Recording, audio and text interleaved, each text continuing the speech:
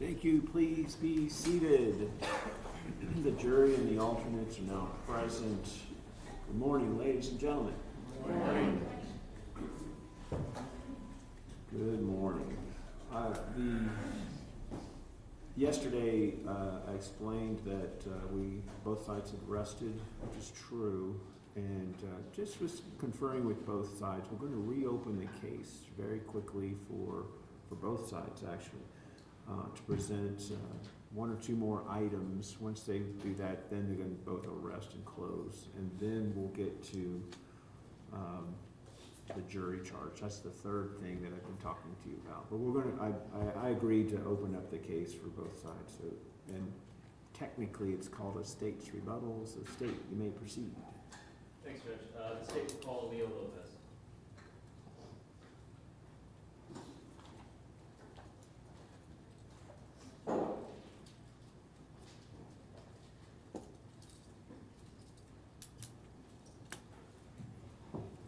Come on up, sir. I'll remind you that you are still under oath, sir. And state, you may proceed. Thanks, Judge. Good morning. Good morning. You've been sitting through this whole trial, so Yes, sir. are you aware, do you remember if the state had previously introduced a picture of Beatrice while she was alive? No, sir. Do you think it would be important for the jury to see that? Yes, very important so they can see Beatrice, who she was. Your Honor, permission to approach the witness. Yes, sir.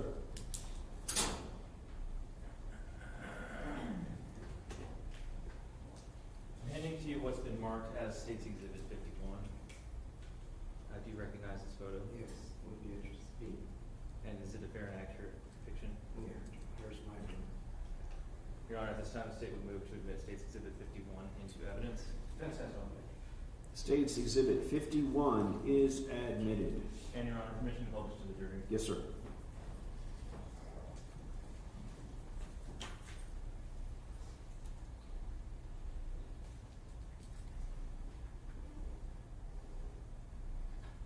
And so you said that State's Exhibit 51 is a picture of Beatrice while she was alive. Yes. And Your Honor, I'll pass the witness. Your Honor, I have no questions. All right. Thank you, Mr. Lopez. You may step down.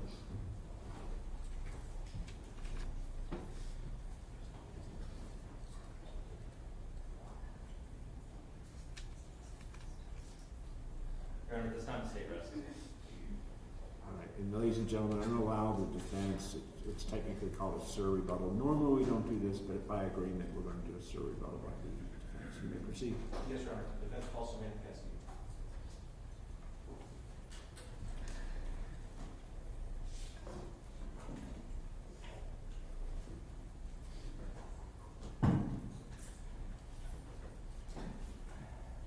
Good morning, ma'am. I'll remind you as well that you are still under oath, and defense, you may proceed. Thank you, Your Honor. Samantha, I guess after yesterday when the prosecution was cross-examining Dr. Fabian, I hadn't realized it before, but there may have been an impression that you drove a vehicle while under the influence of alcohol while you were on bond, or after this incident happened with Beatrice after this tragedy. So I wanted to call you to clear it up.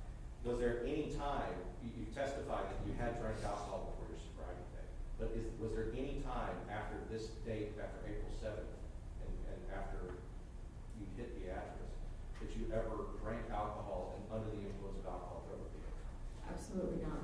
Okay, and I guess part of the reason that we can say and we know that is because did you have an ignition interlock, and have you had an ignition interlock on your vehicle ever since you've been on bond? Yes. And what I mean by that is, I know that there was about a 6 to 8 week period where you didn't have a car and you didn't have it. But ever since you had a car that you were able to drive, have you had that ignition interlock? Yes. And as we heard from probation, if you are under the influence of alcohol, you cannot start a car with ignition interlock. That's right. Okay. And as far as anybody else's car, have you driven anybody else's car while you've been on bond for the last 3 and some odd years? No, I've only driven my car with the ignition interlock. Sorry, that's all I have. I'll pass it. We have no questions, Judge. All right. Thank you, ma'am. You may step down.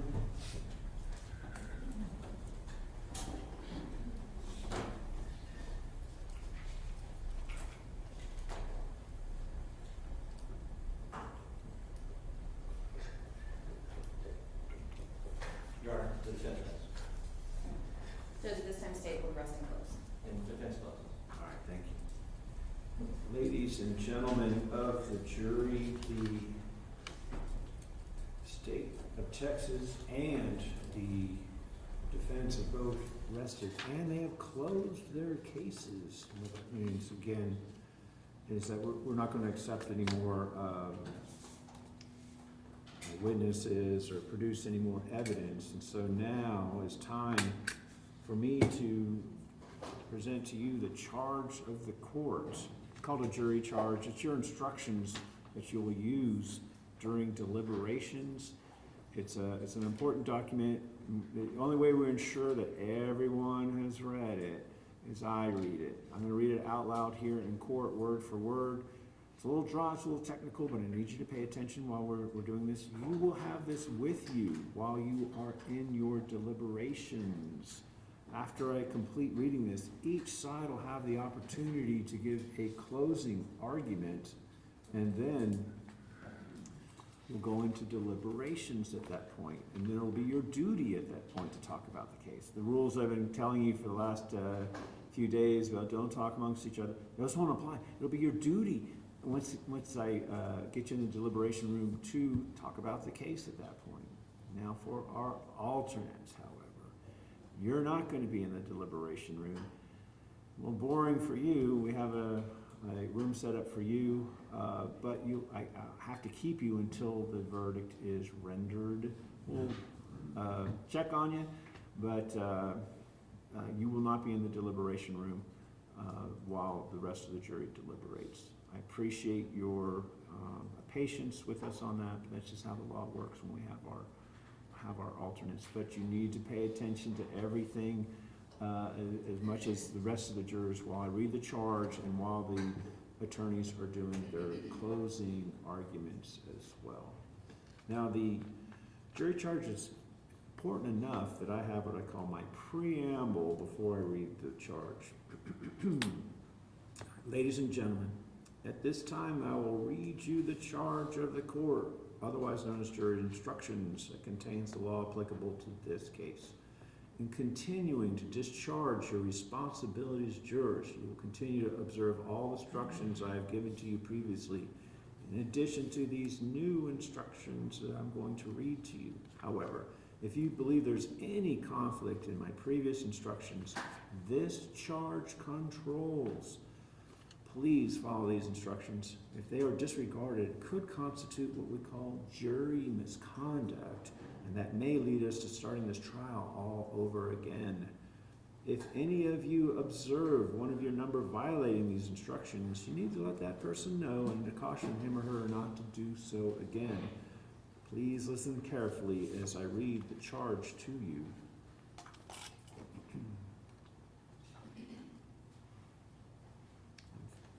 State of Texas versus Samantha Lee Castillo, cause number 2021 CR 9546 in the District Court, 399th Judicial District, Bexar County, Texas. Charge of the court on punishment. Members of the jury, the defendant, Samantha Lee Castillo, stands charged as follows in the indictment with the offense of intoxication manslaughter and deadly weapon allegation in Bexar County, Texas. On or about the 7th day of April 2021, Samantha Lee Castillo did operate a motor vehicle in a public place while intoxicated, and did, by reason of such intoxication, cause the death of Beatrice Gonzalez by accident or mistake by Samantha Lee Castillo driving said motor vehicle into Beatrice Gonzalez. And it is further presented in and to said court that Samantha Lee Castillo did use or exhibit a deadly weapon, to wit, a motor vehicle, that in the manner of its use or intended use was capable of causing death or serious bodily injury during the commission of this offense.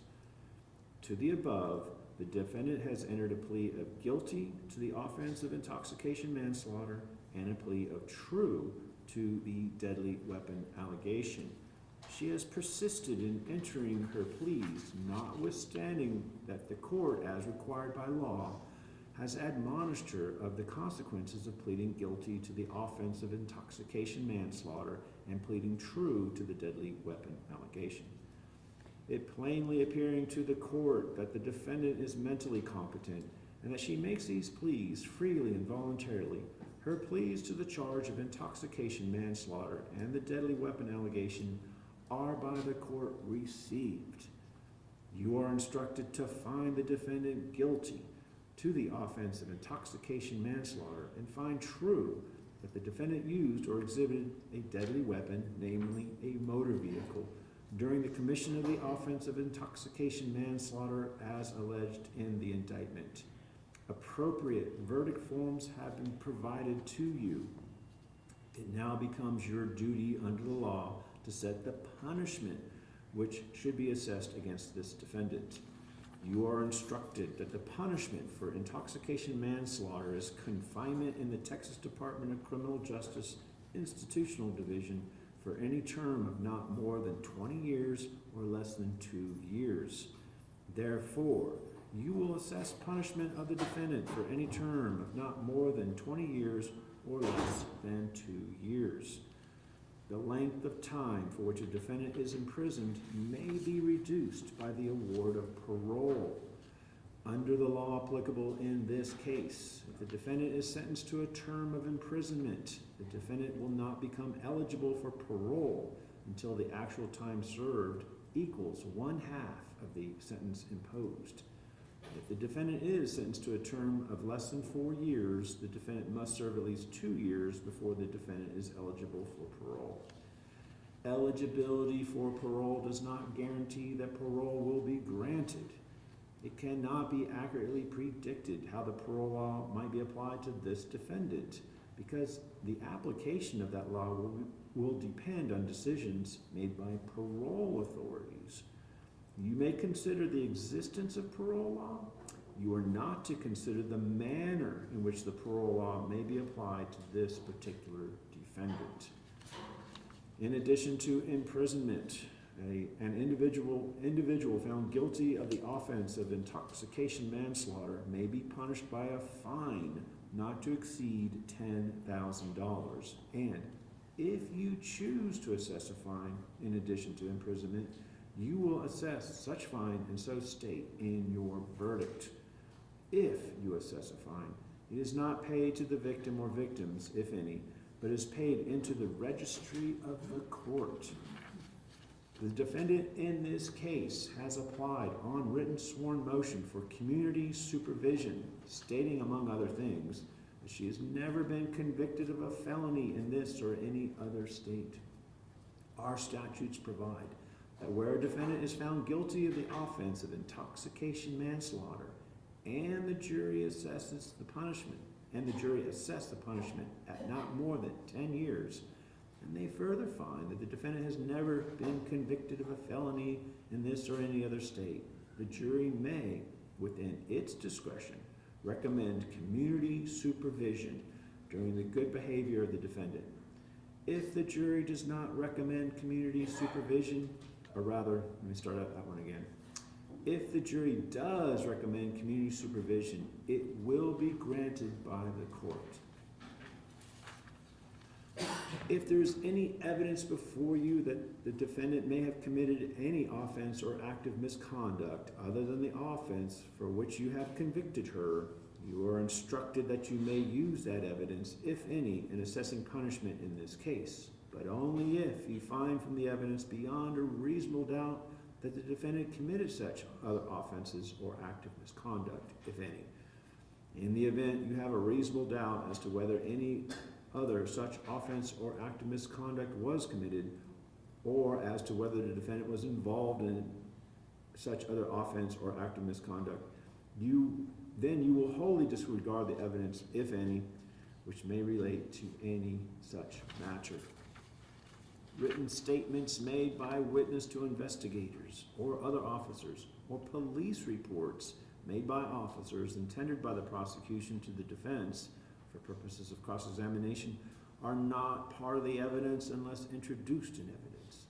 Many times, statements and reports may be marked with an exhibit number but are neither offered nor received in evidence. I can only send statements and reports received in evidence to the jury room.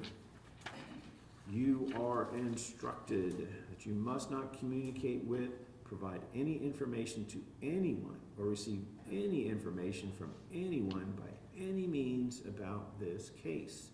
You are not to use any electronic device or media such as telephone, cell phone, smartphone, iPhone, BlackBerry, or computer, the internet, any internet service, or any text or instant messaging service, or any internet chat room, blog, or website, to include, but not limited to, Facebook, MySpace, LinkedIn, YouTube, or Twitter, to communicate with anyone, any information, or receive any information from anyone about this case, or to conduct any research about this case until I accept your verdict and your assessment of punishment. You are instructed that the statements of counsel made during the course of the trial or during the argument, if not supported by evidence, or statements of law made by counsel, if not in harmony with the law as stated to you by the court in these instructions, are to be wholly disregarded. You must disregard any comment or statement made by the court during the trial or in these instructions which may seem to indicate an opinion with respect to any fact, item of evidence, or verdict to be reached in this case regarding the length of the defendant's sentence. No such indication is intended. During your deliberations in this case, you must not consider, discuss, nor relate any matters not in evidence before you. You should not consider nor mention any personal knowledge or information you may have about any fact or person connected with this case which is not shown by the evidence. You are instructed that you are not to let bias, prejudice, or sympathy play any part in reaching a punishment verdict in this case. After argument of counsel, you will retire to the jury room, select your own presiding juror, and proceed with your deliberations. After you have reached a unanimous verdict on punishment, the presiding juror will certify thereto by filling in the appropriate forms attached to this charge and signing his or her name as presiding juror. You are the exclusive judges of the facts proved, of the credibility of the witnesses, and of the weight to be given the testimony, but you are bound to receive the law from the court, which is herein given to you and governed by that law. Under the instructions herein given, it will not be proper for you in determining the penalty to be assessed to fix the same by lot, chance, any system of averages, or any other method than by a full, fair, and free exercise of the opinion of the individual jurors under the evidence admitted before you. A suitable form is attached hereto for your punishment verdict, if you should care to use the same. However, that form is not intended to influence you in any way in arriving at your punishment verdict. In any event, your punishment verdict must be unanimous, in writing, and signed by your presiding juror. After you have retired to the jury room, no one has any authority to communicate with you except the officer who has you in charge. Do not attempt to talk to the officer or anyone else concerning any questions you may have. Instead, address your question to the court in writing. If you want to communicate with the court, notify the bailiff. Any communication relative to this case must be written, prepared by the presiding juror, and submitted to the court through the bailiff. Respectfully submitted, Jefferson Moore, Judge presiding by assignment, Bexar County, Texas. And that, ladies and gentlemen, concludes the reading of the jury charge. And I'll note that we have two verdict forms for you at the very back. One is the form that I discussed with you through the charge, finding the defendant guilty as charged based on our plea, and then there's 3 verdict forms. There's another finding as far as the deadly weapon is concerned. And then the 3rd form that we have for you is a punishment verdict form as well.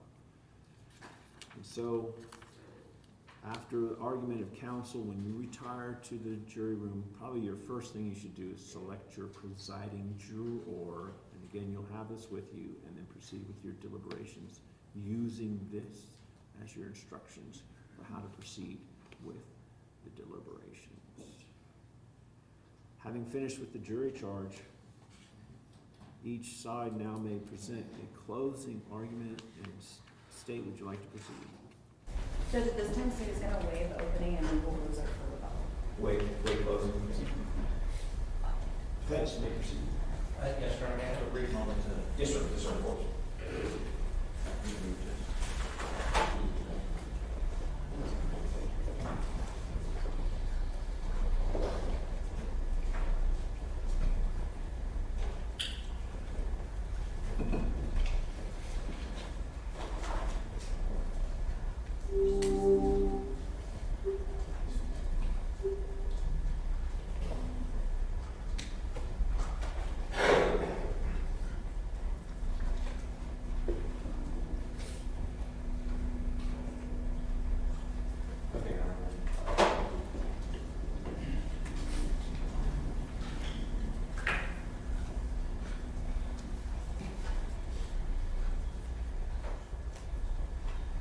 You know, all of us are better than the worst thing that we've ever done. And this trial has been about the worst thing that Samantha has ever done. No doubt. And it's hard, you know, in these trials and things like this, and when things like this happen to good people. I mean, because she's a good person. And I hope that throughout this trial and throughout this process, the 2 things that I hope have come through is that we have the utmost respect and the utmost sympathy for Beatrice Gonzalez's family, for her friends, for the people who loved her. And we respect those people who loved her, and we tried to treat them with respect. And I hope that came through because, you know, one of the things about this process is that the reason there are 12 of you here, there's 14, but the reason that there's 12 of you and 12 jurors will decide what happens is because our system has figured out that it has to be somebody who doesn't know either side, who doesn't know the parties, who has their own experiences coming in but can deliberate together to find what is fair, what is right, what is just, because, and I think we all know this, the reason that we don't have the family in this box here is because the punishment would be death, right? I mean, the reason we don't have people who are personally invested and involved is because people who are personally invested and involved cannot make those decisions, and it's true for all of them. It's true if this were happening in my life, I can't make those decisions because ultimately what this case is, and I know the prosecutor said, I know when she talked to Samantha on the stand, she said, you know, this thing has been all about you. And Samantha answered to the best of her ability. She said she'd never forgot Beatrice. She didn't. And it's true, she hasn't. I mean, we've known that we were going to be here. We've known she was going to take responsibility from the beginning. Because she wanted to take responsibility from the beginning. And a lot of times the prosecution, and as Gary told you, I was a prosecutor for a long time, and a lot of times the prosecution can equate responsibility with you go to prison for this amount of time or whatever. And I mean, it really isn't that. It can be that, for sure. It can be, and whatever your decision is, Samantha has submitted herself to the fair and just decision of you jurors and you 12. And some people say, well, you know, it's mercy. People ask for mercy. She's asked for forgiveness in the best way that she can. And really what your decision should be and should focus on it, and Gary's going to talk about it, is who was she before, what came into what happened before, Who was she after? Who is she now? And what can you expect and what can you trust that she will do? Because I will tell you this, one of the things the prosecutor said at the beginning, Melissa, I call her the prosecutor, she's a friend of mine. But one of the things she said at the beginning was, this case will decide what Beatrice's life is worth. And there's a problem with that. Because nothing that you can do will ever decide what Beatrice's life is worth. It won't. I mean, I have Beatrices in my life. My mother, my wife. Their life isn't worth 20 years in prison. It's worth $1 million, $1 billion. There cannot be that cost value analysis because, and here's why. It's not because Beatrice is worth any less than anybody else, but the problem is if you start making determinations of, okay, she's a good person, that's worth this much in prison. What you're really saying on the flip side of that is that if there was a homeless person on the sidewalk that didn't have anybody that loved them, that's a probation case. And that's not how we do this. We don't say, we look at who the person is, and then that's how we decide what the punishment should be. Because when it's somebody like Beatrice, who is a good person, who did nothing wrong, and who has so many people who love her, so many people that are missing her. In that situation, okay, this is this much prison time. But if there wasn't that, it's probation. The people we talked about with probation, I mean, people who have been convicted of intoxication manslaughter are on probation right now. And it's not because the person that they ran over or the person that they hit or the person that died is worth any less. You see? I mean, because that's not the calculation. The calculation that the jury makes in punishment is, what has she shown and what can we trust her to do and not do? That's it. I mean, because if she has shown that the community would be better served with her in a probationary role, being supervised by the court for 10 years, making sure that she continues to do what she's doing, then that's the appropriate sentence. And if it's shown that she is not, then prison is for the people who cannot be rehabilitated. Prison is for the people who cannot be redeemed. So the question that you're determining is not how much is Beatrice worth, because there's no calculation possible. There's no calculation. This isn't about, will her family be upset if we do this, or will they, because the judge says in the charge, you can't let sympathy rule your verdict. Sympathy cannot play a part. And he's instructed you that, because if we let sympathy do it, then we don't do justice. So there are cases where people don't change, do this, sit on a couch for 3 years, for 2 years, they don't do anything. And if you saw that, I would agree. I mean, there's no reason to leave somebody like that out, because they haven't shown that they have any capability for rehabilitation. And I know a lot of you answered the question on rehabilitation neutral. Some were like, no, I don't know if that should be the primary focus, and maybe that shouldn't be the primary focus. But it has to be some focus of the system. There has to be some level of redemption, because one of the things about this case, and we'll talk about it, one of the things about this case is it's not intentional. Samantha never intentionally hurt her. And that doesn't mean it hurts less. Right? The family, Beatrice's family and her friends, and the people who loved her wouldn't hurt any less if Samantha had gone up with a gun and shot her in the face. The absence is the same. And that's why it goes back to, you're not here to determine how bad that hurts, because it hurts too bad. It hurts too bad for the criminal justice system to be able to do anything about it. That's why we said from the beginning that it's not just that she cannot ever replace what happened. She can't. We know that. But you can't either.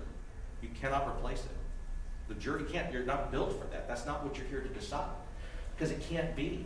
The hole doesn't get filled by prison time, right? The hole never gets filled.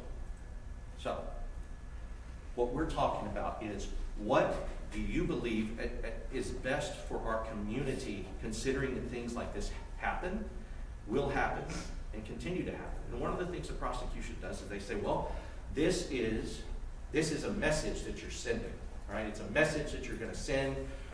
You get drunk and you drive and you get probation, and they'll say that. But really the message is, if something like this happens, you better make some serious life-altering changes in your life or you're going to prison. So I want to talk a little bit about it. The range, 20 years probation. It's 2 to 20, it's probation. It's a huge range. And it goes back to what we were saying and what I've been saying, which is there are people, every single case like this, there is a Beatrice. There is somebody who is lost, and there's people who love that person. So, if you just listen to the prosecution and say, what's the life work, that's what the case is to decide. What they're really saying is that there's no intoxication manslaughter case that would ever be probation. Because you cannot have an intoxication manslaughter case without somebody who has died, and without some tragedy, and without people who love and miss. But we know that that's not true. We know that people do get probation, and it really is dependent and determinant on your determination of whether or not they can be rehabilitated, and whether rehabilitation is appropriate. Remember, the state is allowed to bring you any bad acts of Samantha. In the punishment phase, which we've been in since we've started, basically, they are allowed to bring you anything that they want. What they brought you was, from 12 o'clock to 8 o'clock, they brought you the worst thing. They showed you the worst thing she's ever done. And it is. And it's the worst thing that almost anybody has ever done. Right? I mean, it's true. And she never thought it would be her, but it is her. And her actions have caused somebody to lose their life, and have caused people to lose a person that they love.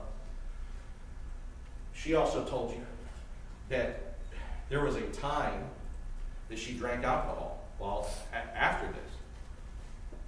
And in those, which we're going to talk about a little bit, but she told you that. She is not trying to hide those things from you. And that's why I wanted to correct it. I know it was kind of strange.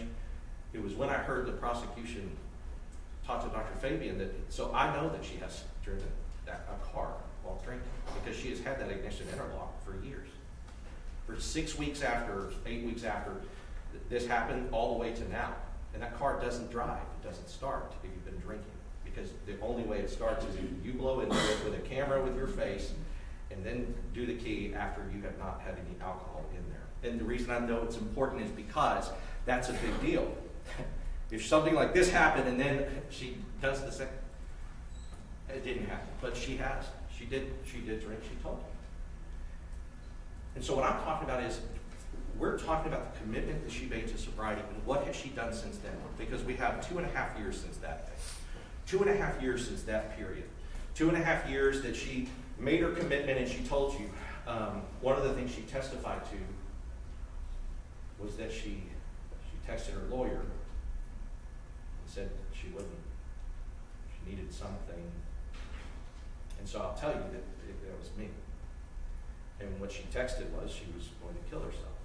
And what I was afraid of is that she was, right? And I sent her to Rick, because it's the only thing I need to do to try to help her. But that text, as she testified, came in January of 2022. And so there was a period, obviously, where I wasn't sending her to Rick. There's been this idea that the defense goes in and tells the defendant, like, you got to do all this so you can get out of trouble. So we don't do that. I don't do someday. I know I can't make anybody. And really, the thread, it's kind of like what Rick was talking about and testified to. You can run away from the bad consequences for so long, but if you're not really wanting to change, you don't.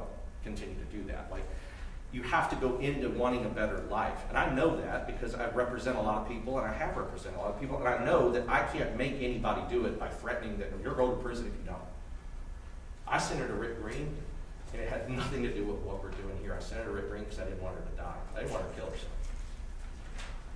And in that process, she ended up getting inpatient treatment. And in that process, she ended up in AA. And in that process, she ended up finding who she can be when she's sober, and she has. Because we brought you people.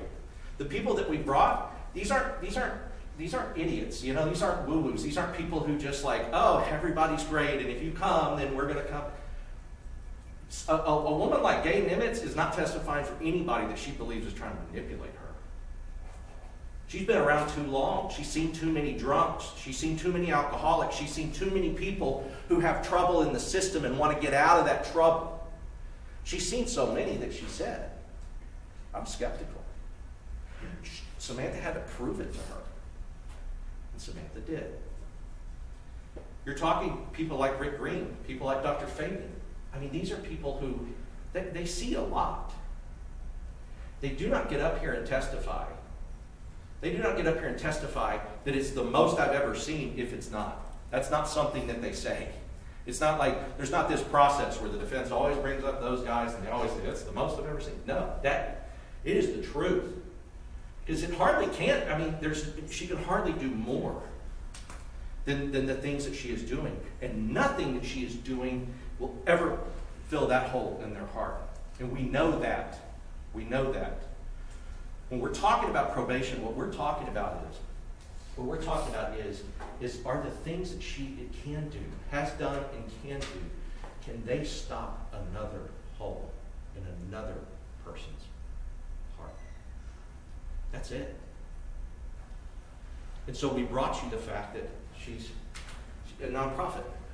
Look, I wouldn't even in my life ever think to tell a client to start a nonprofit.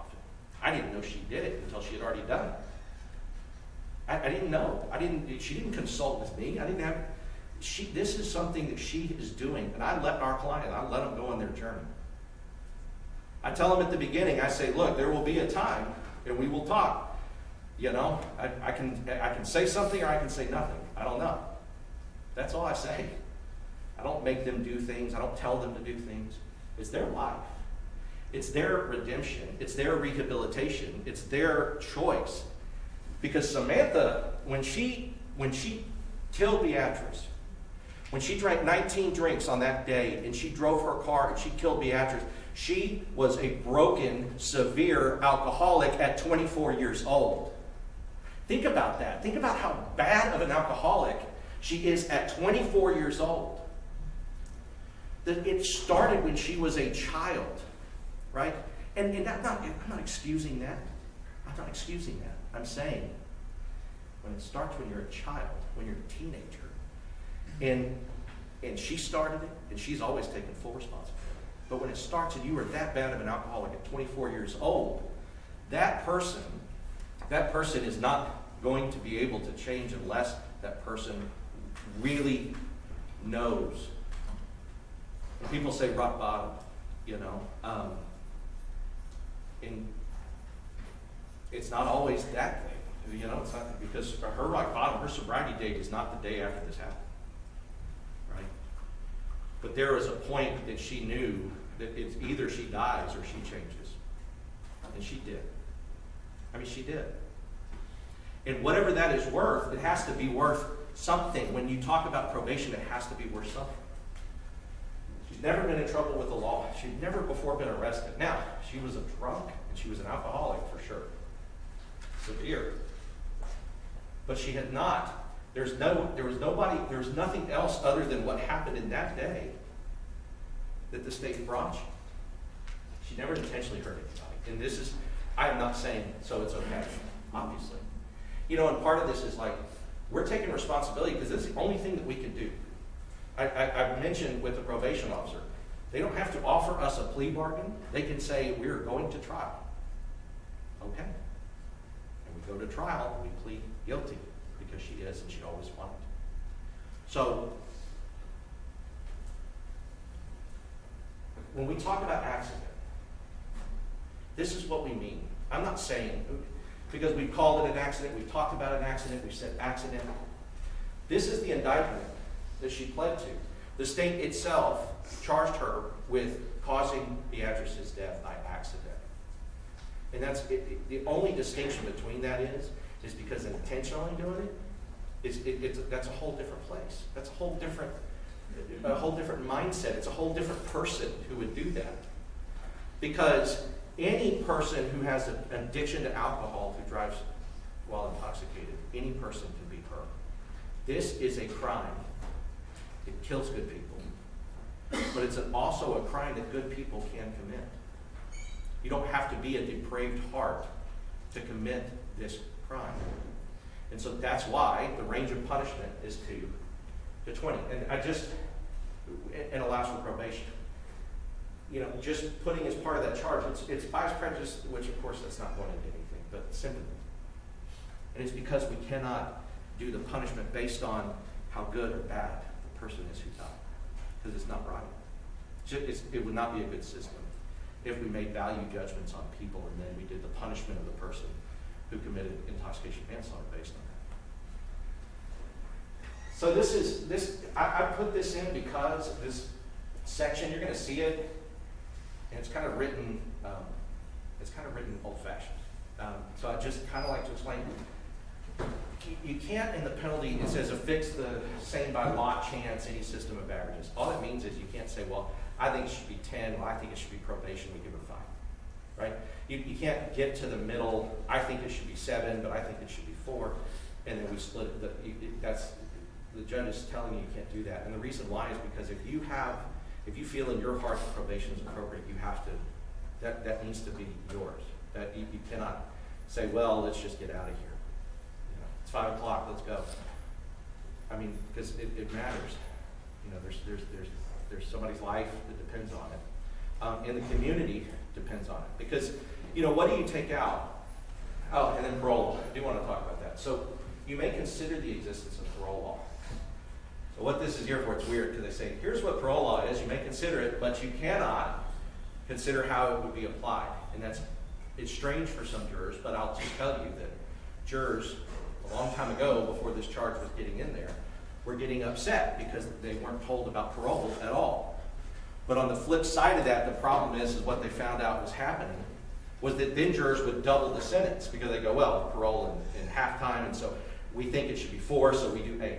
The problem and what the judge is telling you is that if you give 8, you have to expect that she'll do 8. If you give 8 thinking that 4 was appropriate, then you've actually doubled the sentence that you thought was just and appropriate. Do you see what I mean? So it says you cannot do that. The sentence that you think and that you're doing has to be the sentence that you believe. You can know that parole law exists, but you cannot consider how it would apply because you can't double a sentence just because it's based on, just because of what you read here in parole law, because those people, and especially on cases like this, can serve all that time. Right? Eligibility does not mean that they get it. And people, not us and not this judge and not anybody else are making those decisions. So, I wanted to address briefly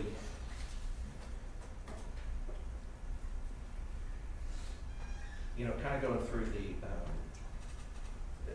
of what you heard. So first, probation. We brought a probation officer because you have to know, no matter what, if you give her probation, it is guaranteed 120 days she has to do a job. Guaranteed. The judge can give up to 180. Most of the time that's what happens. So it's guaranteed. And people may say, well, 6 months. And we're not saying we're not saying that, oh, and that's just, 6 months is all she needs to do. What we're saying is 6 months in addition to 10 years of probation, in addition to scram device, in addition to ignition interlock, in addition to keep doing everything that you're doing with Rick Green, keep being the person, you have to continue to be the person that can help this community. All of those things are conditions. But nobody who ever gets convicted of this walks out of the courtroom. Everybody has to go to jail. And that's a fact. So it's not an option of, well, no jail time at all. In 6 months, every day of those 6 months, she will be thinking about Beatrice and how she got there. And she will also be thinking of what to do next, what to do with the gift and the second chance that she has. Because she has never gotten a second chance from any court before. She hasn't had any arrests, she hasn't had any convictions, and Gary will talk about that. But those are the things that with probation is not, oh, it's just she got off. Probation is, where are you best fit? Are you best fit in a prison to come out and, you know, maybe you continue, or maybe everything that's happened kind of, you know, collapses, and we just lose that. You know, we just lose the person out there telling her story, telling Beatrice's story, really, and telling what happened to Beatrice, because it didn't happen to her, she happened to Beatrice, right? I mean, that's a fact.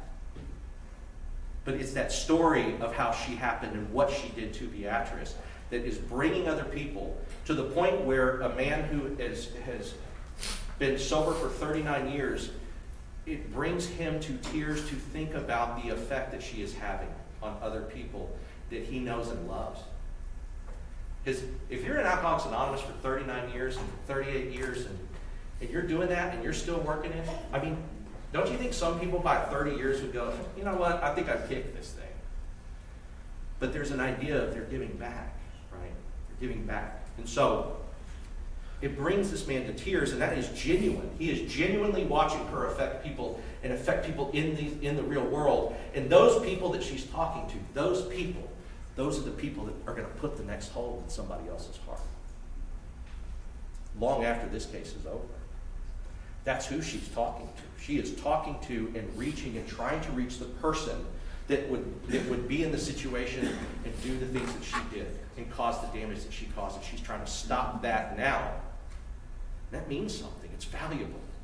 That is a valuable thing for us. And I would say that it's more valuable than her being in prison.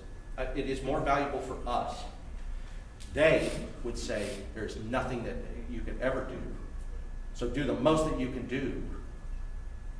And I understand that. I mean, my gosh, of course. But your job is to look at what she can do out there. What Dave said is, I want to keep working. Because she's doing so much. She's doing so well. And Alcoholics Anonymous has shown that people can go 38, 39 years and never take another drink. She's doing the kind of things that Gay and Steve, she's doing the kind of things that they're doing. So she's showing you that she has the potential and the capability of being one of those people. And not one of the people that have a problem. But either way, on probation, she better not have a problem for 10 years, or she goes to prison for whatever sentence that you give. And we talked about between 2 to 10 years in the underlying sentence. Do 10. Have 10 hanging over her head. But 10 with probation. 10 with a recommendation of community supervision. We called Dr. Fabian, we called Rick Green, and what we wanted to do with that is explain some of the things about who she is, because it's important. You have to know, okay, who is she? It doesn't mean that she is absolved from anything. And she has told you, I take responsibility. When I asked the TABC agent about the over-serving of the alcohol, and Gary's going to talk about it more, but when I asked that TABC agent, I didn't want for a second for you to think that I was saying that, oh, they over-served her, that it's their fault, it's not Samantha. And that's why she got up and said, I'm not saying that. Right? And don't hold it against her, what I am saying, because the point I am trying to make is not an absolution of responsibility. The point I am trying to make is that those are different factors that can mitigate punishment. Because we know that she's a severe alcoholic, and then she's in this den that encourages and actively promotes and pressures overselling. And what that does is it's gasoline. What that does is it ignites. That does not take away from any of her responsibility. She bought the drink, she chose the drink, she drank the drink, she got in the car, right? There's no doubt about that. And then she did what she did to cause this hole in their lives. So when we come, with Dr. Fabian, one of the things that he's talked about was that there's a risk assessment, and her risk is alcohol-based. That is her risk. There is no other danger that she is to a community without that alcohol. That is her risk, because she has shown that she's never been violent. I mean, she's never hurt anybody intentionally. She's never done anything. Now, that is a huge thing, what has happened here. It's huge.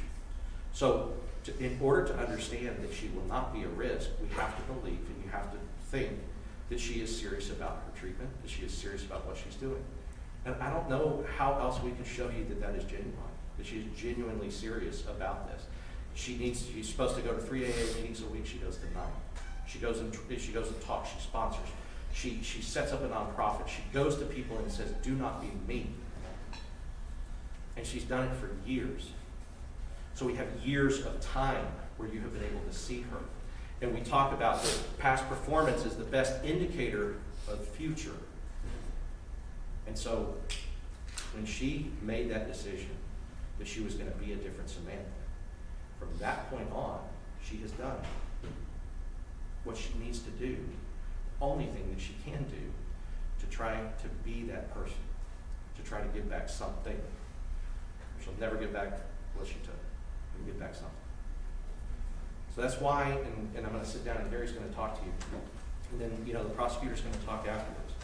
And they're going to say, what's Beatrice's life worth? Just remember, it's worth much, much more than you can do. And they'll say, well, what are we telling the community? And remember, you're telling the community that you better change or you don't even get a shot at this. That's the only way. Rehabilitation and redemption is the only way, because what are we as a society if there is no redemption? If there's none for an accident? And it is a horrible, intentional act to drink and to get behind the wheel of a car being that intoxicated. That is intentional. And that is her fault. But she did not mean to do what she did to Beatrice. And so she can be redeemed. And redemption can happen. And not only redemption for her, but as our concern and your concern is the community, redemption for others. And to maybe prevent it. And then the prosecution will ask you for penitentiary. They'll ask you for prison. And I just ask you to think if is there ever a case where they would ever stand up and ask you for anything else? Is there ever a case where the people here that are looking at these prosecutors would accept the prosecution asking anything else? And that's why it's up to you. It's not up to them. It's not up to the prosecutors. It's up to you, because you have been chosen, because you have all promised. All of you have promised that at least you could consider probation, or at least you could not. There was nobody here who said that they could not consider probation. And so what is probation if not this? They brought up the twins, well, maybe. Right? Maybe that's a probation case. If what happened after she killed her twin sister in an intoxication manslaughter after she was drinking and driving, maybe if what happened after that, she went and showed you that she could be in the community. But if what happened after that, she went and showed you that she couldn't, then that's not a probation case. The probation case, what is probation, is not decided by the person who died. And it's not decided by what the family wants. Because the family is always going to want more than what you can do. And if the mother of that twin said, well, I don't want that to happen to my daughter. But the daughter has shown that she cannot be in this community. If she's shown that she is not rehabilitatable, if she has then gone out and gotten more DWIs, or then gone out and continued to do things, or then gone out and then they come into the trial and the jury decides the punishment, and then the mother says, I don't want you to, the jury still has to say, I'm sorry, man, but we have to. Right? And so that's how this works. It doesn't work on sympathy. It doesn't work on, I feel for this person, so therefore I punish this other person, because that's just revenge. I mean, really, it's just, I'm hurting you because you hurt this person. And that's not how the system is supposed to be. It is supposed to be what is fair and just based on what you have heard and seen. And so we are asking, and Gary would come up and finish that, but we are asking you to grant her and to recommend probation. We are at community supervision. We're asking you to let her continue the work that she's done.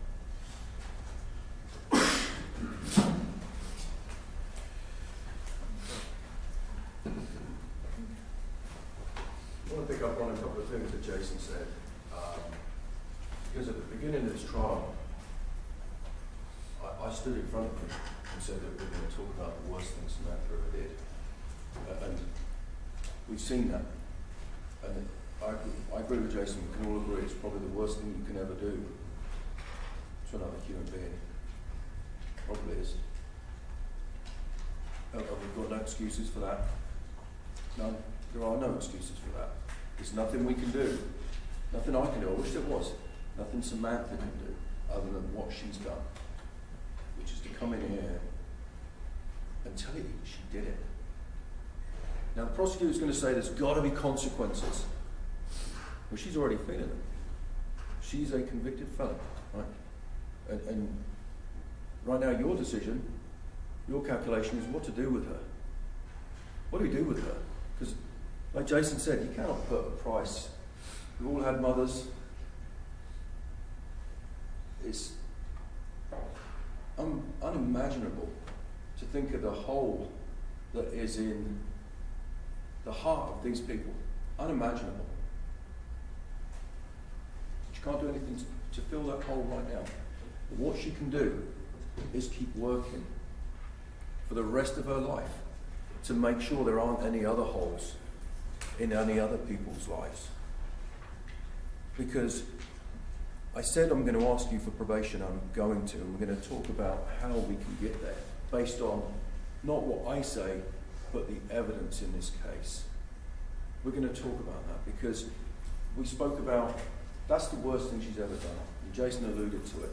I said I'm going to show you the whole of her life. We are going to show you the whole of Samantha's life, and we've kind of done that.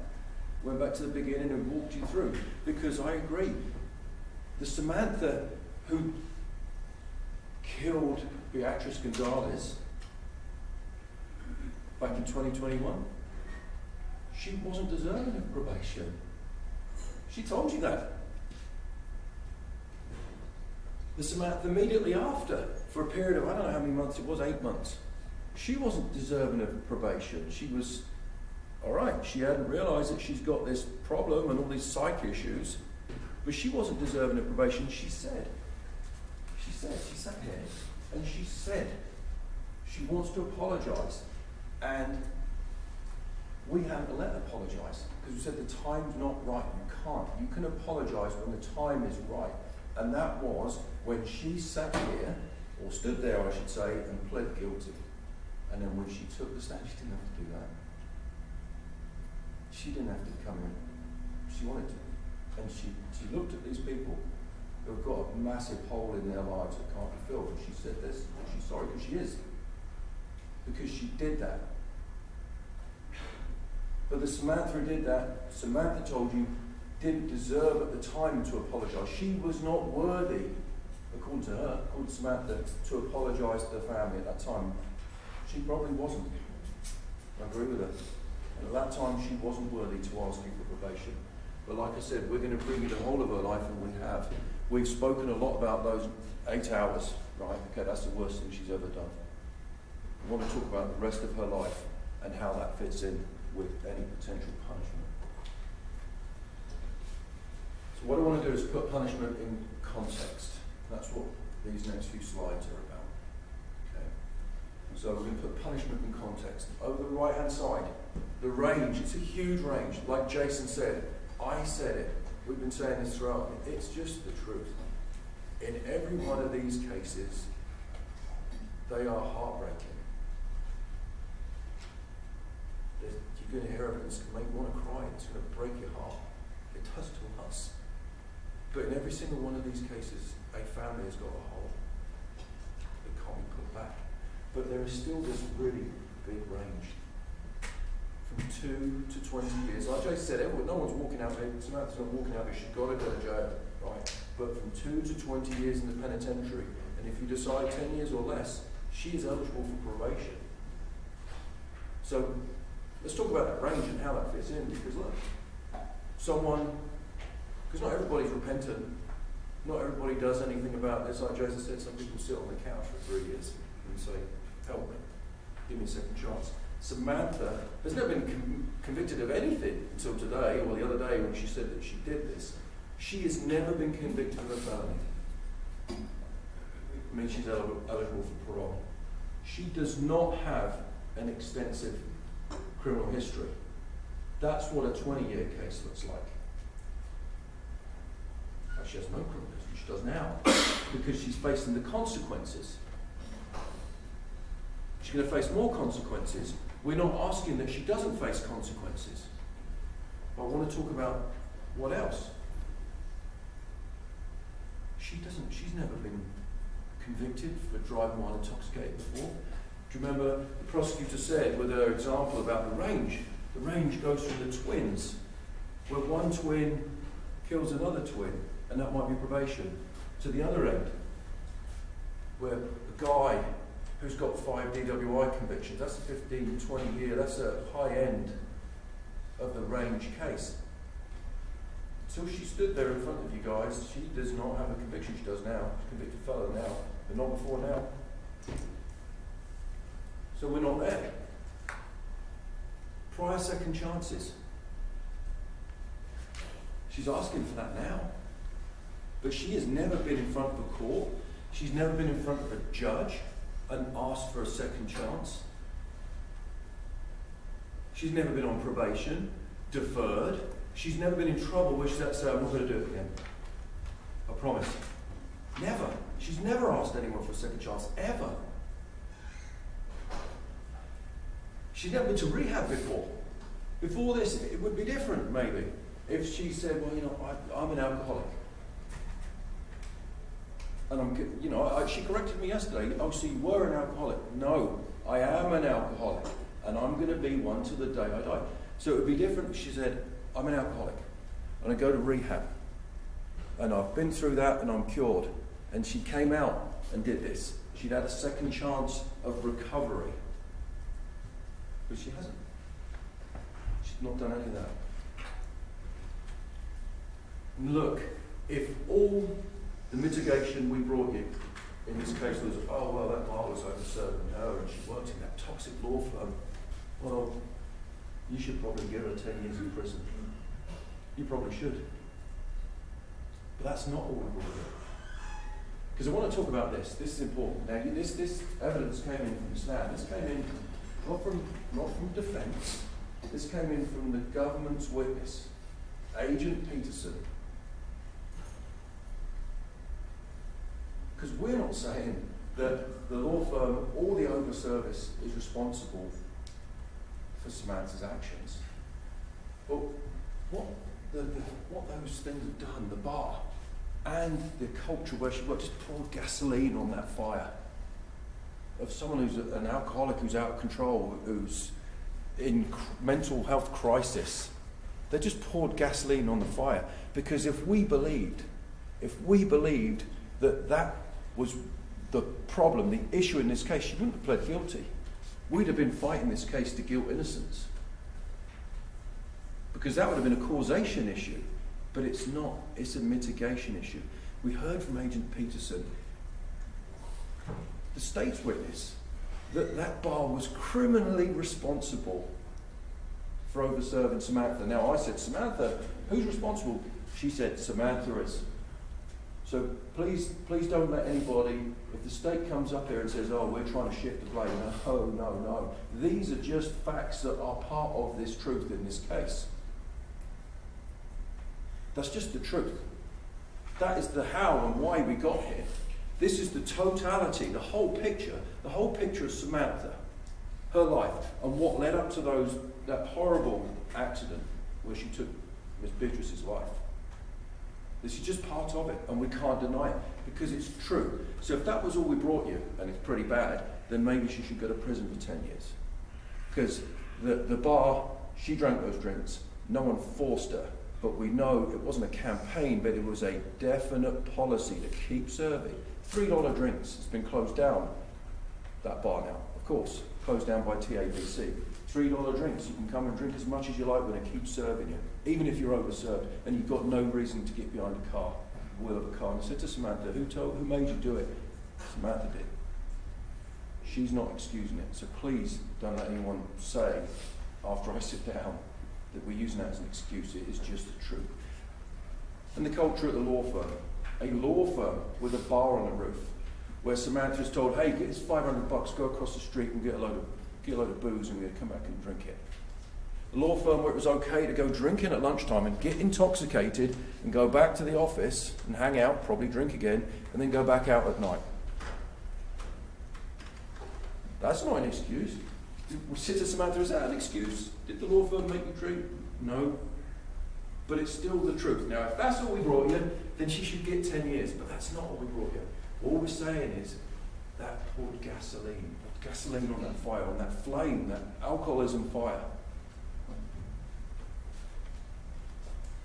Because she is a severe alcoholic and she will always be one. Now, a severe alcoholic, what does that mean? Well, Mr. Green explained it to us. He's not in here today. But there's a DSM, the diagnostic manual. There's certain things that they've got to count off. It goes up to 11, 6 is severe. Samantha's at 9. But she didn't know that. She knows it now because she's got hindsight. Yeah, okay. Because she's feeling the consequences of what happened. She is not hiding from the consequences of what happened. She's feeling them. She didn't know that. She does now. That's why I asked them for a second chance. So the judge told you, and it's the law, that if you decide to give her 10 years or less, you can grant her probation. And I guess the question you've got to think about in your mind is what does that mean? What message does that send if you give her probation?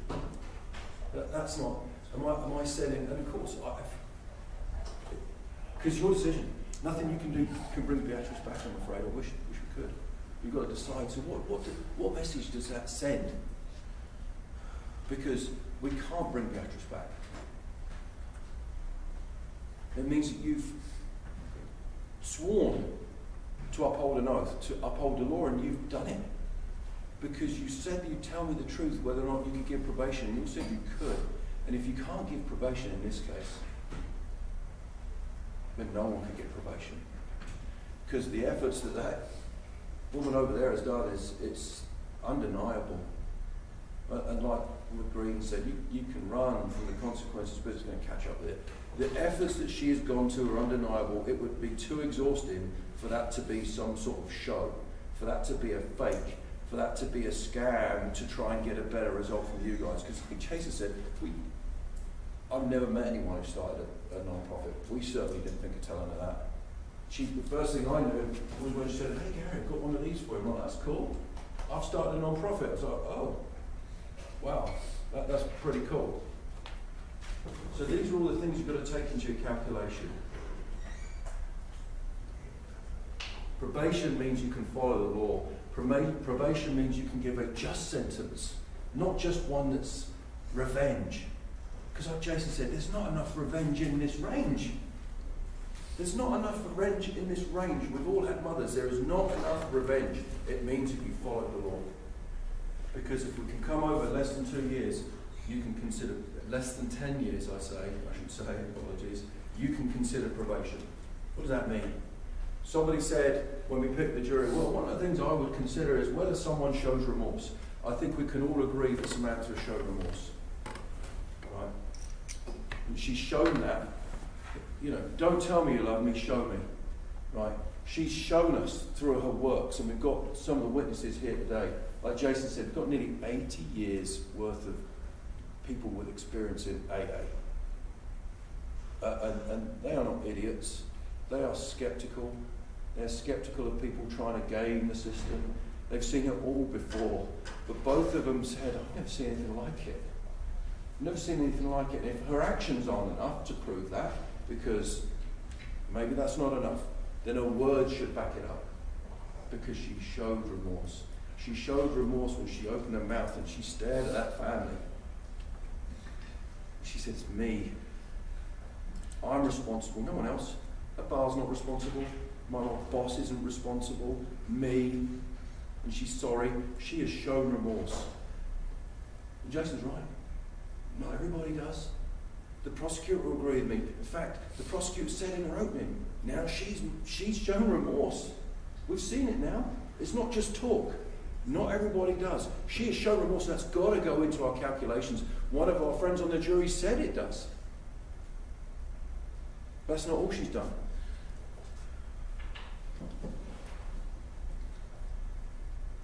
I want to talk about service work. Because that, I don't think anybody on this side of the bar has ever seen anything like that before. Melissa would tell me if I was wrong, I'm sure. But she started a non-profit with her friend, Ariana, was her friend now, who was a colleague. And she testified as well yesterday, right, that Samantha has inspired her. Samantha didn't have to help this girl.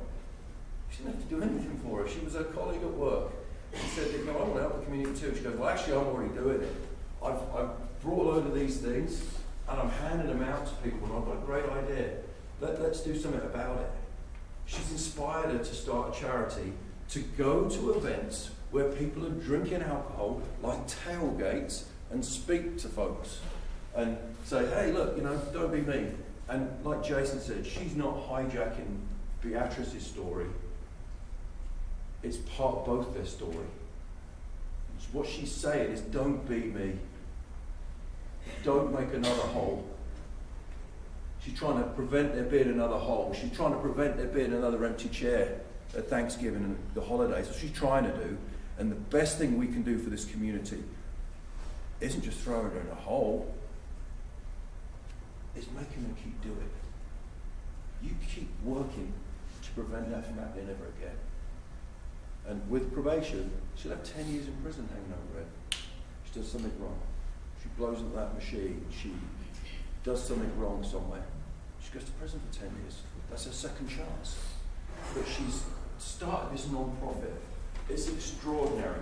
She's helped this young lady and mentored her, Ariana Gordon, to apply for law school. She told you the effect that she had on her at work. She's down, she mentored her to bring her over the wing and help her. And she's not doing that. She's not doing that in the hope that one day that maybe they'll come out of court and I can look at those jurors and they can say, hey, that's great. That's not what that's happening. So that is how we get to a request for probation. And this is one of the, and you've got this is in evidence. These things are all in evidence that Samantha's done. You can take these back with you.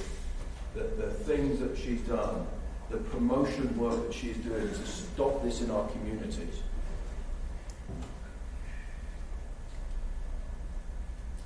Doing outreach work, going to institutions. Obviously, we can't have a picture of that, it's anonymous. We heard evidence from Gay, and we heard it from Steve. No one doing AA has to do what Samantha does. And she's not doing that to try and get a better result, or to try and trick you guys into giving her probation. She is using herself to go to places where she doesn't have to go, to institutions, places where people are drying out, they're in rehab, where they are vulnerable, and she's meeting vulnerable people and saying, listen, do not be me. Do not. You don't have to. Commit. I will help you. We will give you resources. She is trying to fill holes. Can't ever fill that hole. That's done. That can't ever be filled. But she's trying to fill holes. Let's make her keep doing it. Gay units. Jason spoke about gay. Her story's in the book worldwide for Alcoholics Anonymous. This woman is skeptical. She's a nice lady, but she is no fool. She said, yeah, at first I thought, yep, here's a girl trying to work off a case. Let's see what you got. And again, don't tell me you love me, show me. She showed her. And she said, no, I've never seen anything. I've never met anyone who's done more. How many people have you met gay through AA? I don't know. So many, too many to count. She has never seen anyone do any more. Talk about Steve, like Jason said, Steve was, it's tough to talk about. He was brought to tears. Again, isn't it? He's got 39 years of sobriety. He's sponsored over 100 people. He has never seen anything like it. And that is stuff that Samantha doesn't have to do. going and doing outreach service work and talking to people and saying, don't be me. Don't be me. Trying to plant the seed. They're trying to plant the seed in these people's lives to stop this happening again. I said we would talk about the whole of Samantha's life. And why did we do that? And it's not to get sympathy from you. That's not our intention. But it's important because we said, like Jason said, that before Samantha, was the historical Samantha before and when this happened and now, to see the change, to see what led up to it. Because that's important in your calculation of what we should do with this person. Because she had some serious childhood trauma, whether we like it or not. We're not saying this, oh, poor Sam, feel sorry for her. We're not saying that. She said that. Don't feel sorry for me. This is just the truth. This is us bringing you the truth so we can say, look, you can use this truth in your calculation because you know what this person is and what led them to be in that car on that day, which she shouldn't have been doing. But now we know how she got there. And we know the effect that that had on her life. Because she didn't know that maybe she had a clue in the fact that two siblings and a mother were all either trying to commit suicide or threatening it. She had all this trauma in her life that this helped her drink. And drinking made it feel better. And she liked drinking and it made her have friends. And she drank more and more and more. And then she goes and works at this place where they encourage it. Maybe she should have had more self-awareness, but she didn't. She does now. And we're not saying it to excuse her behaviour. It's so that you get the full picture of who she is, who she was at the time of this incident, and who she is now. Because she better stay the person she is now, or we know where she's going if you grant her permission to give probation. She's going to prison for 10 years if she doesn't stay on that right track. I'm not trying to say that as an excuse. And we're not saying, oh, Samantha's tried this, she's had to overcome adversity. These are not excuses.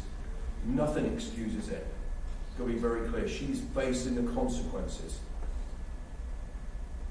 But what we're saying, and we've proven, we did prove it. And everyone who's sat in this room for this week knows she's not a bad person. She's just, the worst thing she's ever done is horrible. That's not what she is. Is she capable of change? Well, we've seen that. We've seen it, we've heard it. That can't be beyond any doubt. So the question's got to be, what can we do with her?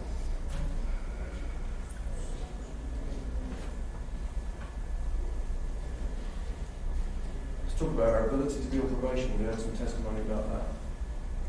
She'd been monitored doing these really complicated like UAs that test for drugs and alcohol for 2 years.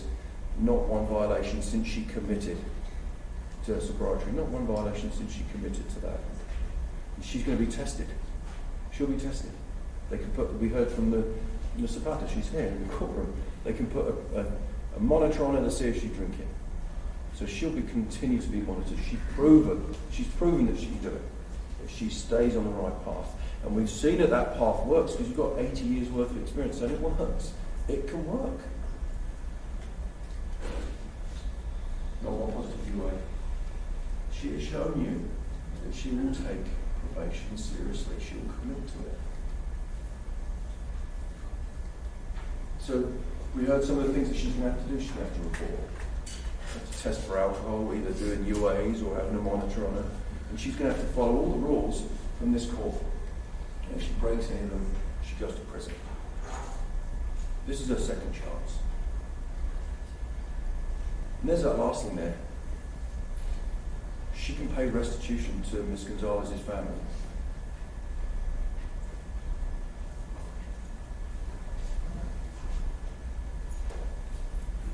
And in that what we want, the final one, we want her to make amends. To continue to make amends, to commit a life to making amends to this community, like I said, to fill any more holes or prevent any more holes from being in people's lives. Because what does prison mean? What does prison mean in this case? It just means a damaged young woman has been thrown away and she made a mistake. The state's charge says mistake or accident or mistake. Well, she did both of them, right? It's an accident. It's not an excuse, but it's the truth. The young woman's going to get thrown away. Severely damaged young woman. There's no rehabilitation in prison. It's just not true. There isn't. That's not what it's about. Don't let anyone stand up here and tell you that it is. No restitution. No restitution, no rehabilitation, no treatment. You put her in, she comes out a damaged young woman. What chance has she got then? The only chance we've got is to keep her on the straight path. Keep her doing the right thing. Keep preventing any more harm. And that also means that none of us deserve a second chance. I'm not from here originally, but I genuinely believe this is the land of second chances, let me tell you. Because I've lived somewhere else. This is the land of second chances, and that's what she deserves. This is horrible. She made a horrible mistake, but she does deserve a second chance. Probation will allow her to do that. Probation will allow her to try and make amends. You know, maybe when her life is done, maybe she will have done. That's not a judgment from me. Maybe this is a chance that we're going to give her. But when her life is done and it's all viewed, maybe she can do enough. Because she can never put right the hurt that she's done to Miss Gonzalez's family. She can never put right that hurt. But she can put right the hurt to the community. So that's why we're asking for probation. Now I want to talk about the verdict form because it's kind of confusing and it's going to go back with you. So what does it look like if you do want to grant probation? So on the appropriate page, you assess the punishment. Okay?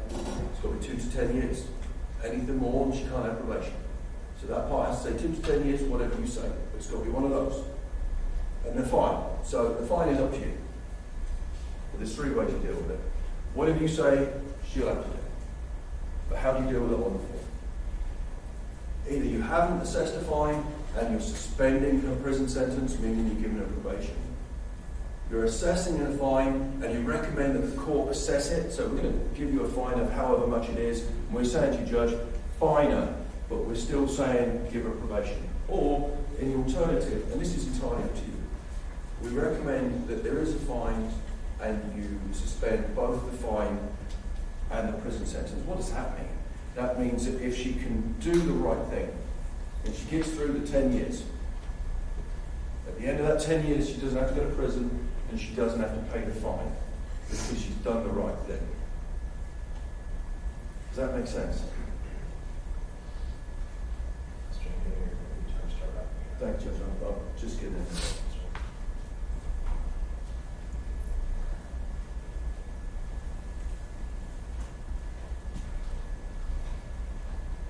She can't put this right. She can't fill that hole. But she can spend the rest of her life trying to prevent there being any more holes, and she is respectfully asking for a second chance. And we've been all she's had for 3 years, and now we're going to hand her over to you. And we trust that you'll do the right thing by her and do a probation. Thank you.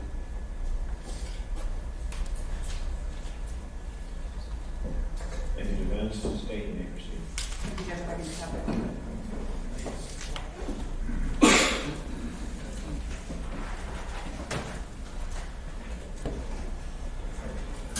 Jurors that don't have a break.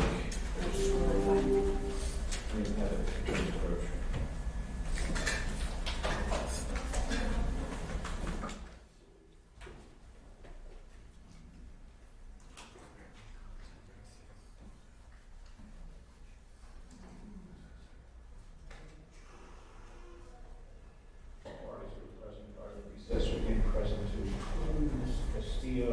We have spectators and presence here. Our jurors and alternates are not in the courtroom, but on break I checked to make sure and they were not leaving the jury room as instructed, but let's go ahead and get them lined up, okay?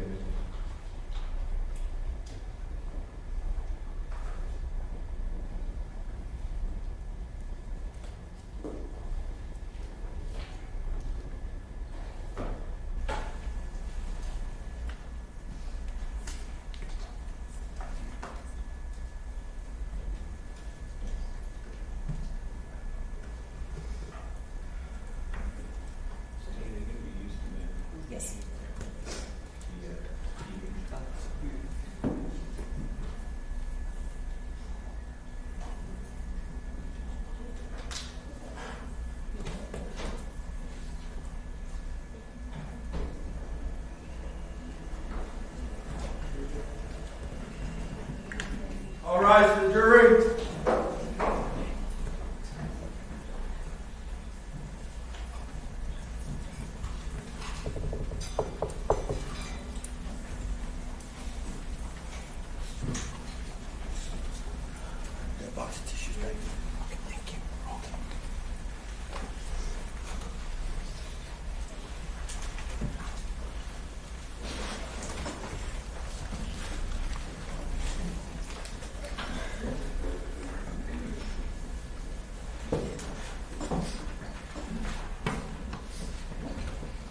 Thank you. Please be seated.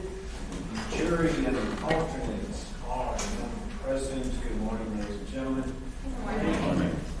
Thank you, as always, for your diligence and your hard work with us on this case. Had the charge, had the closing arguments by the defense, and now I ask for your courtesy for the state. State, you may proceed. Thank you, Jeff.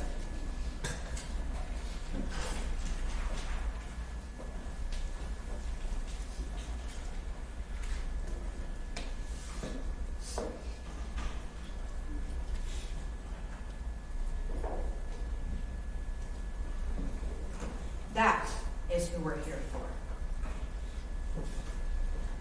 That is what this case is about. Beatrice Gonzalez. That is what all of this is about. She is not here. She will never be here again. And that's not her choice.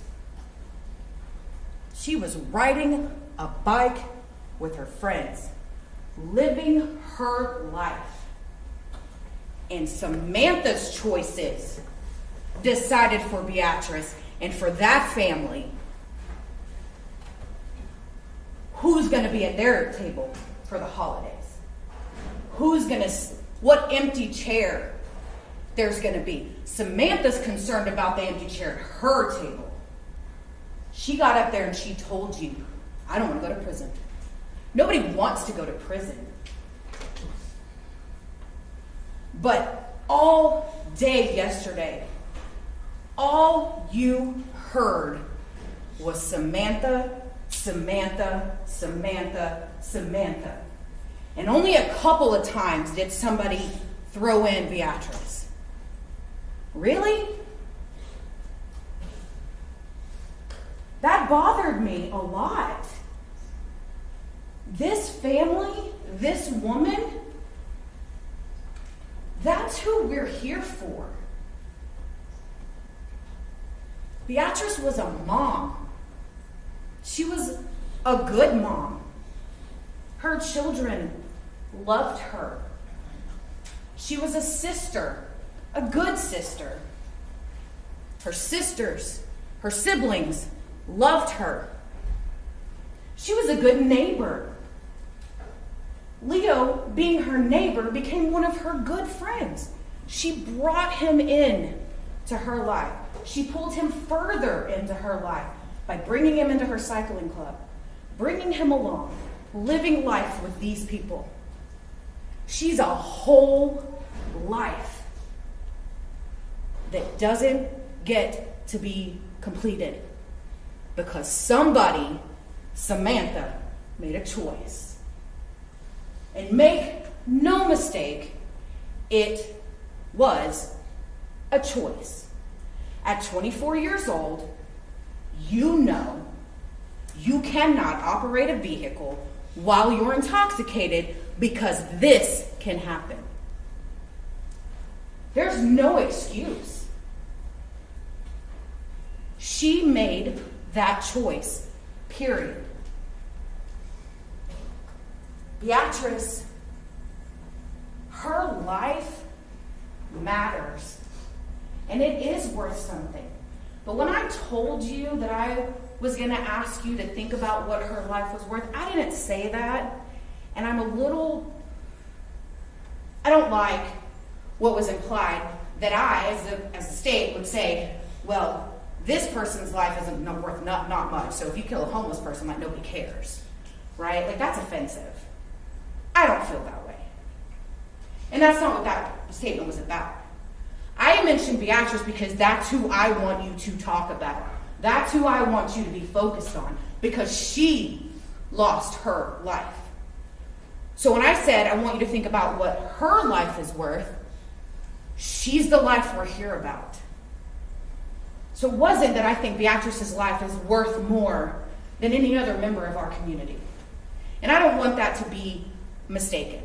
I want to make really sure that's clear. That's why these laws are so important. That's why any message, you heard a lot about messages that are being sent. That's why they matter. Because you heard a lot about Samantha is not the worst thing she's ever done. Well, you know what? Beatrice was not the worst thing that ever happened to her either. Right? She had a whole life. A whole life. And a whole lot of people who counted on her, who she affected every day. You heard Jay get up here and tell about their friendship for more than 20 years and how Beatrice was so concerned about her that she said, "You're smart. Get out of this situation. Be more." Right? Beatrice poured into people's lives before she messed up. Samantha wants to pour into people's lives now because she messed up. But let's not forget, several people got up here and told you that this life was pouring into people's lives already.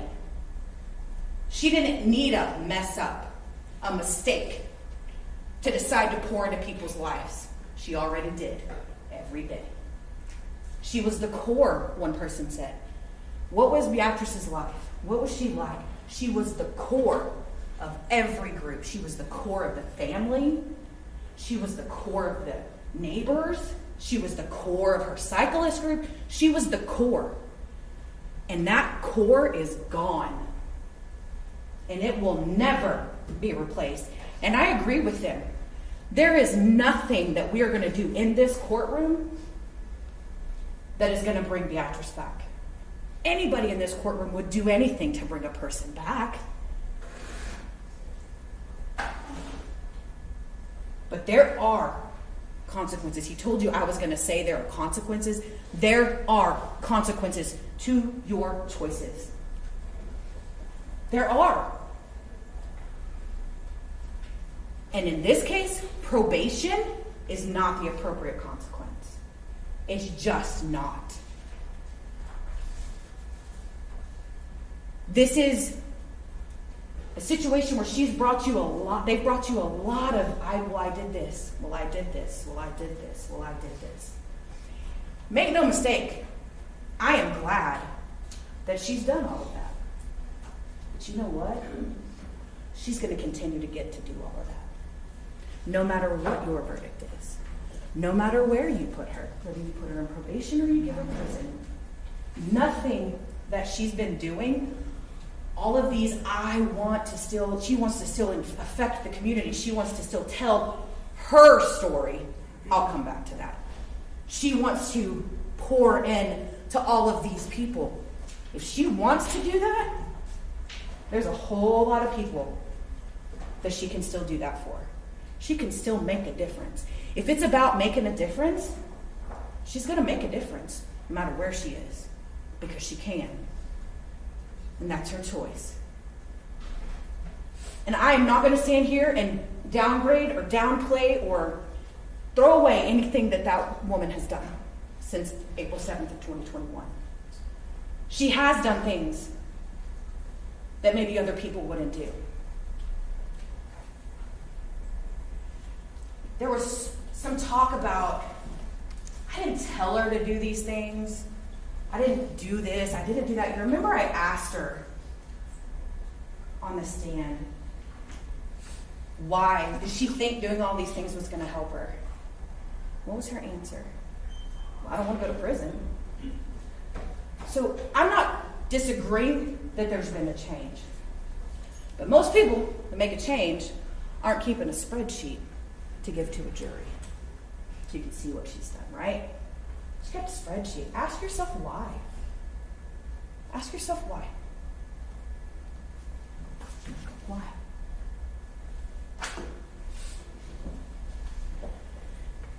They know, she knows, that I need to get up here, tell this jury all the good things I've done.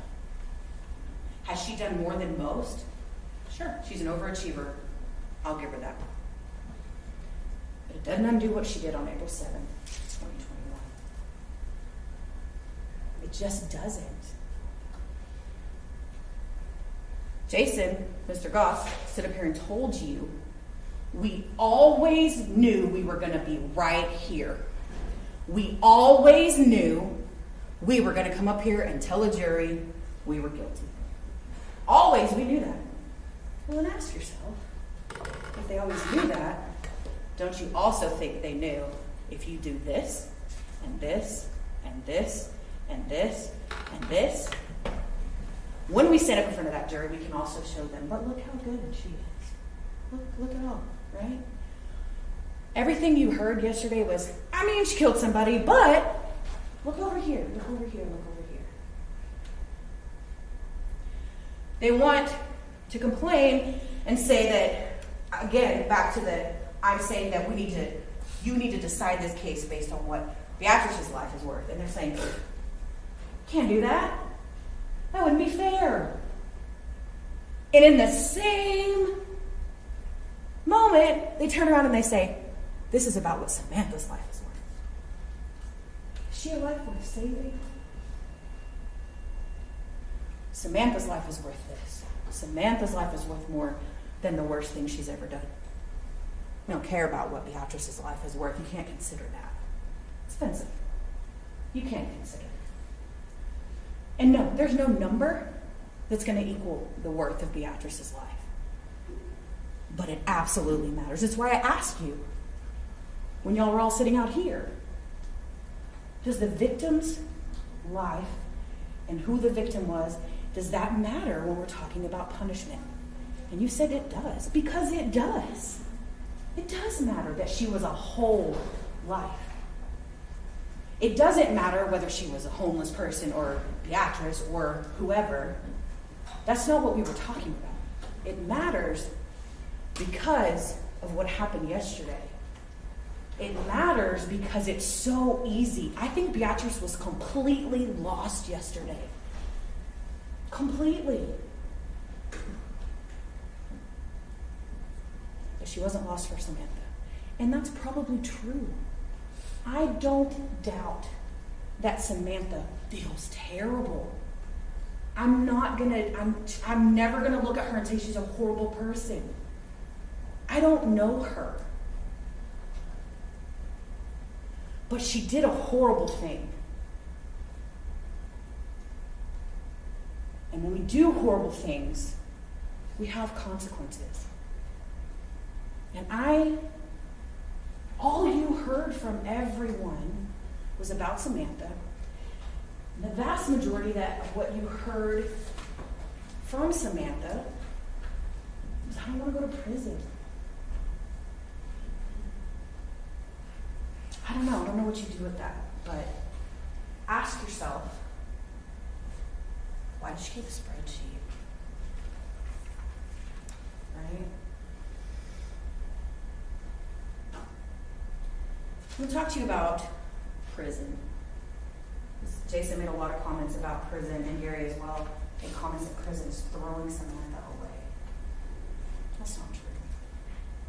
No one's throwing Samantha away. No one's asking you to throw Samantha away. And if you send her to prison, you are not saying she's not worthy and we're just going to throw her away. They want you to think that you can't give her prison without saying you're worthless. You're not savable. That's not true. There are a lot of people in our Texas prisons that are worth saving, that are worth coming out and living a life. Samantha's no different. Her life is worth saving. Every life is worth saving. But her life is not worth more than Beatrice's life.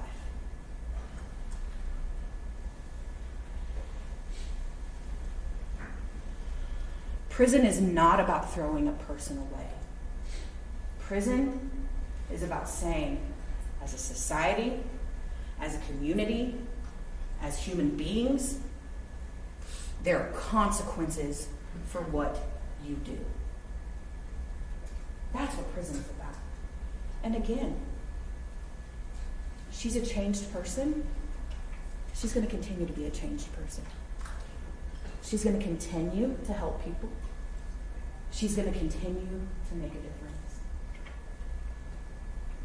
And if you question, in my opinion, whether or not this is about Samantha versus whether or not it's about Beatrice, everyone got up there and told you, including Samantha, I tell my story. I tell my story. She tells her story. Such a huge impact when she tells her story. And then Mr. Goss got up here, and then all of a sudden it was Beatrice's story. Right? I didn't miss that. Hope you didn't miss that. Because for her, it's her story. It's what happened to her. It's I had a bad childhood. I chose to do these things because of my bad childhood. I became an alcoholic. I messed up. Don't be me. Right? It's her story. Because she can't tell Beatrice's story, because she doesn't know Beatrice's story. She never got within 10 yards of Beatrice except for when she was running her over with a car at 50 miles an hour. But she's concerned about Samantha.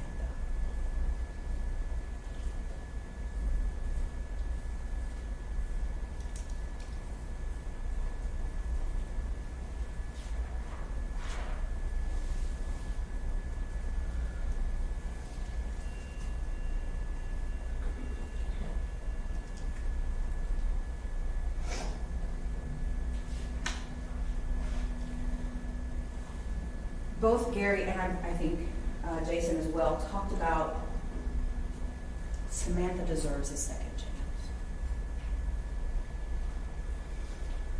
I wouldn't disagree with people deserving second chances. I wouldn't ask any of you to disagree with that. But again, prison is not saying you don't get a second chance. Right? That's why this isn't life in prison. This isn't forever. Because nobody is saying you don't get a second chance. But I would argue she's had a lot of second chances. Because you can imagine that prior to April 7th of 2021, and I asked her, I didn't see the first time she's gotten behind the wheel intoxicated. She made it home. And everyone else, thank God, in our community made it home. All those other times, every one of those was a second chance. Okay? I told you earlier, this is about Beatrice's life and Samantha's choices that ended that life. You heard a lot about the bar, right? So they say like, okay, so we're going to come up here, we're going to plead guilty, and we're telling you we did it, and we're going to offer you 0 excuses. But then they offered you excuses. And then they said, well, they're not excuses. But if they're not excuses, what are they? What was the point of getting Agent Peterson to talk about, well, yeah, the bar overserved her, the bar should have known she was intoxicated, the bar should have. What about what Samantha should have done, right? If it wasn't an excuse, what was it? But let me help you understand something. Even in that, it was Samantha's choice. On the body cam, Officer De La Rosa, that seems like a lifetime ago now, but it was a couple of days ago, he asked her, where did you come from? Her response wasn't the name of the bar. Her response is that $3 place. That's huge, that $3 place. Because she knew where to go, where the drinks, cheap. That $3 place. She chose it. Purposefully. Chose the $3 place. That law firm that they wanted to, oh, the owner, whew, what a bad dude, right?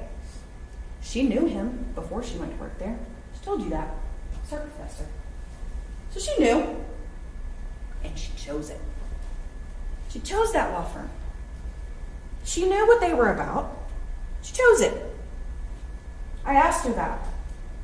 I asked her, who made you continue to stay there after you saw the atmosphere, if you didn't know about it before? Me. I chose to stay there. Who forced you to walk across the street with $500 and bring back all the booze you could carry? Nobody. I chose to do that. This is not about a bar that overserved, a horrible work environment, a bad childhood. Lots of people have bad childhood. Lots of people have parents who are divorced, and then they don't kill somebody. They just don't. So make no mistake that as I stand here and ask you to sentence her to prison, I am not telling you to throw her away. She is a life worth saving. She is. But she's also an individual who made a terrible choice. And that choice, we call it an accident because maybe when she got behind that car, she was not sitting there thinking, I'm going to drive this car and I'm going to kill somebody tonight. We would change that to murder and it would be called intent, right? That's not what we're talking about here. That's why we call it an accident. But it doesn't mean there wasn't a choice involved. She chose everything that she has done as an adult. She chose it. Maybe there's reasons that made her make those choices, led to her making those choices, but she chose them. We all have communication devices. We all have phones. We all have things that at any one of those 2 hours and 20 minutes, and there's times you have the videos, they're all in evidence. She's on the phone. She gets up and she goes out. She's talking on her phone. She's got 2 phones at one point. She can use any of that to call somebody. Just call somebody. Just call somebody. That wasn't her choice. Right? It wasn't her choice.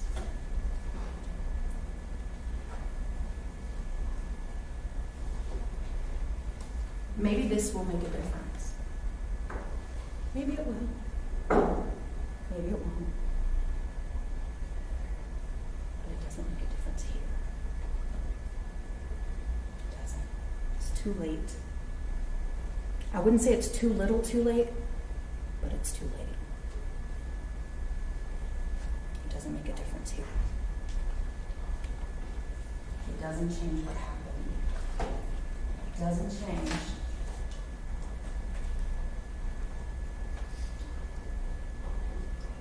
that this is what she did. This is what she did.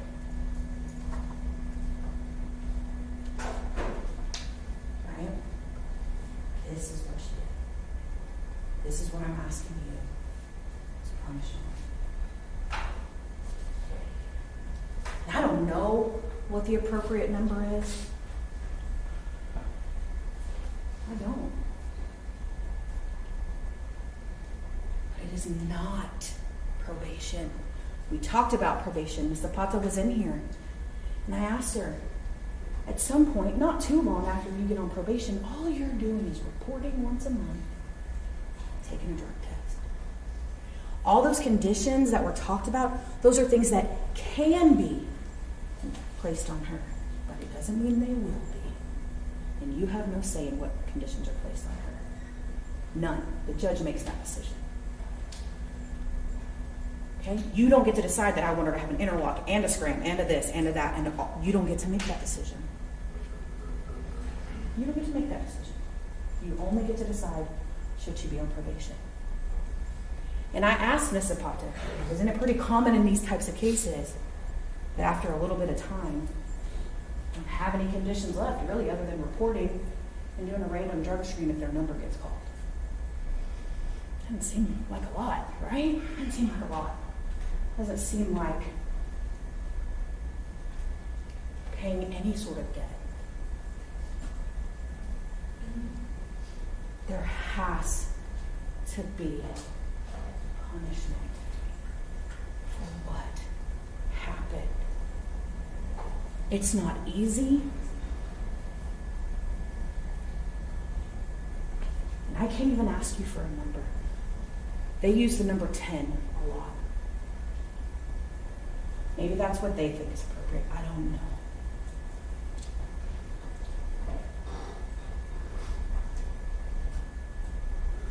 But you're not throwing her away.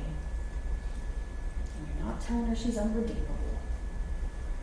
You're not telling her she doesn't matter. You're telling her, I get it. But you took a whole person from a whole family, from a whole community, and you have to pay for that. And if your change is real, and the things you want to do are real, you can continue to do it. We're not stopping you from doing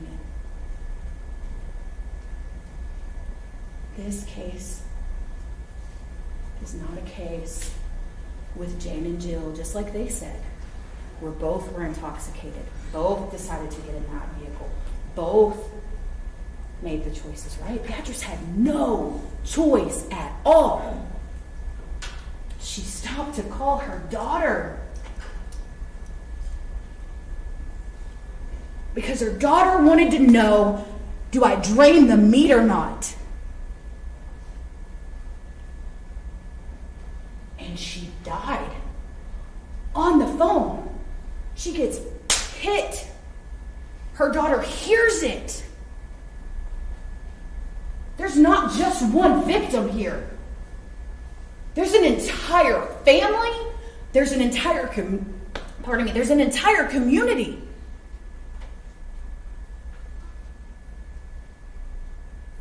There are people, Leo, my gosh, Leo. He's not a named victim, but oh my gosh. He was seconds, inches from being a victim. And I would tell you that he's a victim of what he had to see. You don't think he replays that? You don't think that that affects him every day for the rest of his life? You don't think Danielle, hearing her mom say her name and then hearing nothing, you don't think that's going to affect her for the rest of her life?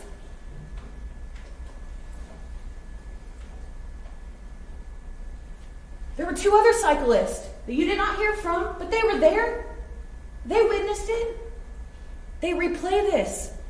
You would assume every day. I will tell you there are a lot of victims in this case. And I can't name them all because I can't measure Beatrice's life. I can't measure the lives that she may have affected in the future. I don't know. We'll never know how many victims there are because of Beatrice's loss. But I'm going to tell you right now, there is one person in this room that is not a victim. And that is Samantha Castillo. She's not a victim. She made a choice. You need to hold her responsible for that choice. And you need to tell her, the community, whoever you think you're telling, with your verdict, we are not okay with that. We're just not. And even if you know you're always going to be here, you're always planning to tell the jury I did it, even if you do all these things right, it doesn't erase what you did wrong. It doesn't fix it. It doesn't take it away. And I'm not standing here telling you that prison's going to bring Beatrice back. That would be ridiculous. But I am telling you there are consequences for your actions. Samantha is not a victim. It is not her story. It's Beatrice's story. It's what happened to her, because nothing happened to Samantha. She chose it. So I am going to ask you for prison. And I do think it should be more than 10 years. And I 100% am going to ask you that you don't give her probation. You don't let her get to a point in 2 or 3 years where all she is doing, as the probation CLO told you, is reporting and taking random UAs.